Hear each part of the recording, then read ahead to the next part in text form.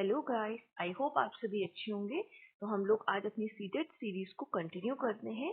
तो हम लोग का आज का टॉपिक है factors affecting growth and development. ठीक है, तो कौन कौन से फैक्टर्स है हमारे जो ग्रोथ और डेवलपमेंट पे अफेक्ट डालते हैं, ठीक है, जिनका इफेक्ट हम लोग के ग्रोथ एंड डेवलपमेंट में पड़ता है। तो हम लोग इंटरनल फैक्टर से स्टार्ट करते हैं। ठीक है, तो हम लोग के पास 5 इंटरनल फैक्टर्स होते हैं जो क्या करते हैं, ग्रोथ एंड डेवलपमेंट पे इफेक्ट डालते हैं। ठीक है, तो हम लोग के पास फर्स्ट वन है हेरिडिटी। देखिए, हेरिडिटी यानी कि हम लोगों को जो जीन्स और क्रोमोसोम्स, देखिए, जो हम लोगों के पेरेंट्स से हम लोगों को मिलते हैं। ठीक है, पेरेंट्स से हम लोगों के जीन्स और क्रोमोसोम्स जो होते हैं वो ट्रांसफर होते हैं और वो क्या करते हैं, एक बेस बनाना स्टार्ट करते हैं। ठीक है, एक बेस बनना स्टार्ट होता है, फिर धीरे धीरे वो डेवलप होता है, देन फिर चाइल्ड की फॉर्मेशन होती है।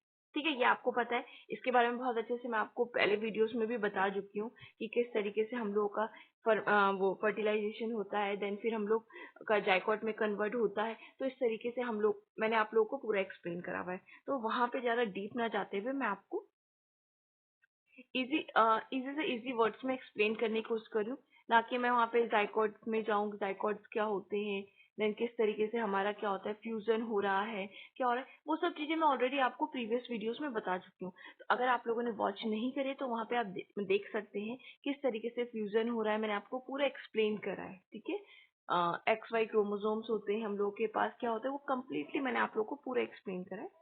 वैसे जरूरत नहीं होती है, नीड नहीं होती है यहाँ पे इतना डीपली जाने का, बट फिर भी मैंने आप लोगों को वहाँ पे टॉपिक आया था तो मैंने वहाँ पे एक्सप्लेन किया था आपको कम्प्लीटली। ठीक है, तो टॉपिक पे चलते हैं अगेन, हेरिडिटी।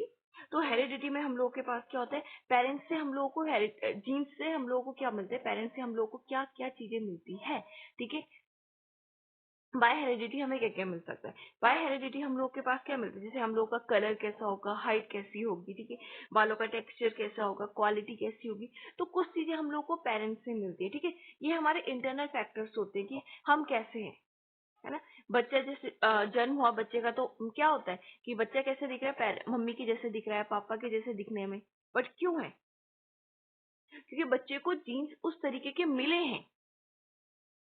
ठीक है, बाल ज्यादा, कुछ बच्चों के क्या होते हैं, बाल बढ़ते ही नहीं है, बच्चों के बाल बहुत कम होते हैं ना, वॉल्यूम बहुत कम होता है, लेकिन कुछ का वॉल्यूम बहुत अच्छा होता है। तो आपने देखा होगा जिनके पेरेंट्स के बालों का वॉल्यूम कम होता है तो बच्चों के भी नेचुरली कम होता है मैक्सिमम केसेस में। ठीक है, कुछ बच्चों का, कुछ पेरेंट्स का क्या होता है, वॉल्यूम क्या होता है, बहुत ज्यादा होता है, और तो बच्चों का भी ज्यादा होता है। तो ये हेरिडिटी फैक्टर्स हो गए हम लोग के। ठीक है, ये इंटरनल फैक्टर्स होते हैं, ये बाहर से कोई इम्पैक्ट नहीं पड़ा है कि आपके पेरेंट्स में थे तो ये आपको भी मिले हैं, है ना, बाय हेरिडिटी।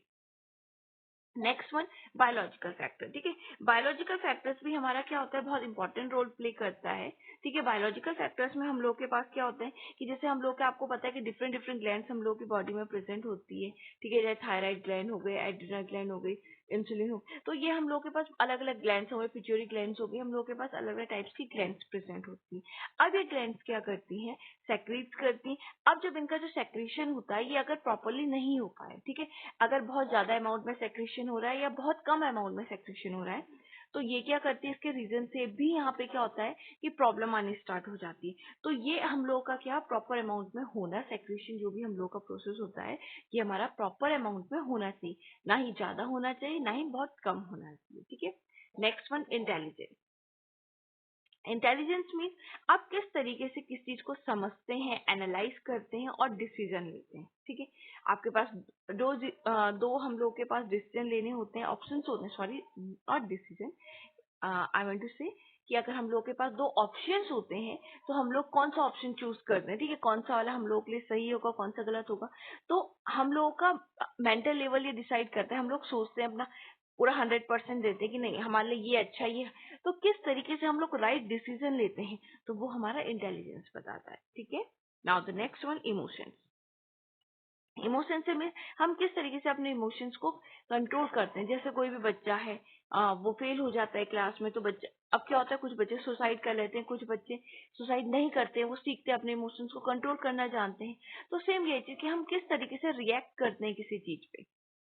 ठीक है, तो हम किस तरीके से रिएक्ट करते हैं, किस तरीके से हम उसको किस तरीके से हम लोग क्या कर सकते, अडेप्ट कर पाते हैं। ठीक है, कितने हम इमोशनली स्टेबल है, हमें गुस्सा आ रहा है तो हम किस तरीके से बिहेव कर रहे हैं, क्लास में टीचर ने हमें डांटा और हमें बहुत गुस्सा है, हमने कुछ भी सुना दिया, दैट मीन बच्चा इमोशनली स्टेबल नहीं है। तो बच्चा किस तरीके से क्या करता है, अपने इमोशंस पे कंट्रोल पा सकता है, ये हमारा इमोशनल फैक्टर्स में आता है। Now the next one, social. ठीक है, सोशल से मीन हम कितना ज्यादा क्या है, किस तरीके से हम लोग सोसाइटी में एडजस्ट करते हैं, हम किस तरीके से सबके साथ बात करते हैं, सबके साथ रहते हैं, कितना हम घुल मिल के रहते हैं, ये सारे फैक्टर्स हमारे कहाँ से आ गए, सोशल फैक्टर। ठीक है, तो सोशल फैक्टर से हमारे किस तरीके से हम लोग क्या करते हैं, सोसाइटी में बिहेव करते हैं, रहते हैं। ठीक है, हमारा किस तरह का एटीट्यूड है, पॉजिटिव एटीट्यूड है, नेगेटिव एटीट्यूड है, हम इंट्रोवर्ट है, एक्सट्रोवर्ट है, सभी चीजें हम लोग की सोशल फैक्टर्स में आती है। ठीक है, आई होप आप सभी को समझ में आया होगा। नाउ तो अब हम लोग क्या करते हैं, फैक्टर्स ही पढ़ेंगे हम लोग ग्रोथ एंड डेवलपमेंट में, लेकिन इस नेक्स्ट टाइम अब जो हम लोग पढ़ने जा रहे हैं, अब हम एक्सटर्नल फैक्टर्स को पढ़ेंगे। ठीक है, हम लोगों ने क्या कर लिया है, अभी इंटरनल फैक्टर्स कंप्लीट कर लिया है, अब हम पढ़ेंगे external factors. First one, physical and mental health of mother during pregnancy. देखिए, जो मदर है उनकी मेंटल हेल्थ और फिजिकल हेल्थ किस तरह की है उनकी प्रेगनेंसी के दौरान, तो ये हम लोग को यहाँ से एक एक्सटर्नल फैक्टर होते हैं। क्यों, बाहर से क्या होता है, अगर घर का माहौल अच्छा होता है तो मदर का मूड भी अच्छा होता है। ठीक है, बट अगर घर का माहौल खराब है, कोई लड़ रहा है, कोई झगड़ रहा है, कोई आर्ग्यूमेंट्स हो रहे हैं, तो क्या होगा, मदर का मूड भी गंदा होगा, अच्छा नहीं रहेगा। तो अच्छा नहीं रहेगा तो कहीं ना कहीं क्या होता है, इफेक्ट करता है बच्चे पे। Single and multiple child getting nourished in, जो सिंगल चाइल्ड होगा या मल्टीपल चाइल्ड होते हैं, किस तरीके से, कहने का मतलब है कि कई बार क्या होता है, आपने देखा हो जुड़वा बच्चे होते हैं, तो एक बच्चा तो बहुत ज्यादा हेल्थी होता है और एक बच्चा वीक होता है। तो ये सब चीजें क्या होती है कि जो न्यूट्रिशन है वो प्रॉपरली दोनों को नहीं मिल पा रहा है ना, दोनों का क्या हो रहा है, प्रॉपरली केयर नहीं हो पाती। ठीक है तो मदर की वॉर्म में ही, बट क्या हो रहा है, प्रॉपरली न्यूट्रिशन एक को तो मिल पा रहा है, एक ज्यादा न्यूट्रिशन ले रहा है, एक के पास बहुत कम अमाउंट में मिल रहा है। Next, the quality and quantity of nutrition released by the embryo in the womb. किस तरह की क्वालिटी, यानी कि हम किस तरह का खाना खा रहे हैं, हम किस तरह की डाइट ले रहे हैं, ज्यादा अमाउंट में ले रहे हैं, कम अमाउंट में ले रहे हैं, अच्छी डाइट ले रहे हैं या बेकार डाइट ले, ये सभी चीजें हम लोग किया करती हैं प्रेगनेंसी में, रिलेट करती है। प्रेगनेंसी में बहुत ज्यादा इंपॉर्टेंट है कि हम अपनी डाइट का ध्यान रखें, बहुत ज्यादा अमाउंट में भी कुछ ना खाए और बहुत कम अमाउंट में भी कुछ ना खाए, हमें प्रॉपर न्यूट्रिशनल चीजें लेनी होती है। Now the next one, prevent from harmful radiation और रेस। हमें क्या करना चाहिए, जो हार्मफुल रेडिएशन होते हैं उससे बच के रहना चाहिए अपनी प्रेगनेंसी के दौरान। ठीक है, तो जब भी प्रेग्नेंट हो तो हार्मफुल रेडिएशन से दूर रहे। तो आपने देखा होगा डॉक्टर्स भी आजकल क्या कहते हैं कि जो भी हो जाए हम लोग के पास, हमें जैसे फोन का यूज नहीं करना चाहिए, फोन का यूज नहीं करना चाहिए, क्यों नहीं करना चाहिए, फोन भी क्या होता है, पे हार्मफुल रेडिएशन प्रोड्यूस करता है। ठीक है, तो जिसके कारण से क्या होता है, प्रॉब्लम हो सकती है आगे जाके। नॉर्मल और एब नॉर्मल डिलीवरी।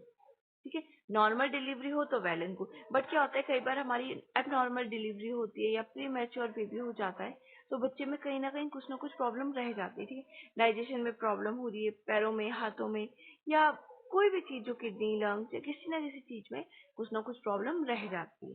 ठीक है, next, during pregnancy any damage. ठीक है, प्रेगनेंसी के दौरान कोई भी हम लोगों का एक्सीडेंट नहीं होना चाहिए, कोई भी किसी भी तरह का ना एक्सीडेंट हो ना कोई प्रॉब्लम हो। ठीक है, हमें इन सब चीजों का बहुत ज्यादा ध्यान रखना चाहिए। ठीक है, आई होप आप सभी को समझ में आया होगा। अगर कोई भी कंफ्यूजन हो तो आप सभी मुझे मैसेज कर सकते हैं। ठीक है, कमेंट बॉक्स में आप मैसेज कीजिएगा, डेफिनेटली मैं आपको रिप्लाई करूंगी। ठीक है, और अगर आपको वीडियो पसंद आएगी तो please like, share and subscribe. ठीक है, थैंक यू। एक्चुअली मेरी थोड़ा तबीयत ठीक नहीं चल रही है, अगर आप लोगों को कहीं पे भी वर्डिंग्स में या किसी चीज में कोई इश्यू रहा हो तो आप मुझे बताइएगा, मैं अगेन आप लोगों को एक्सप्लेन करूंगी। ठीक है, thank you and have a nice day.